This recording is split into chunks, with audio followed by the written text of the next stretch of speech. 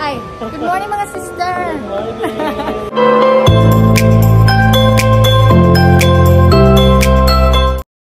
Ginulat ni Sarah ang kanyang mga fans dahil bigla itong nagpalabas ng unang part ng kanyang biyahe sa Vancouver, Canada, kasama sina Daddy Vince at Papa John. Isang pambihirang pagkakataon na sabay-sabay silang tatlo sa isang biyahe. Very light and refreshing ang vlog na ito dahil walang effects and looks real ang atake. Ito yung hinahanap ng mga fans. Ito yung authentic and walang drama.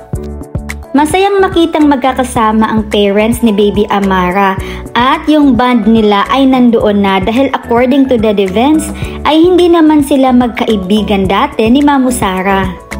Nakakagaan din ng feeling makita si Mami Sarah na may kasama ng namamasyal dahil ayon pa sa kanya ay takot itong mag-tour mag-isa kaya tuwang-tuwa ito na meron na siyang makakasamang mag-banding.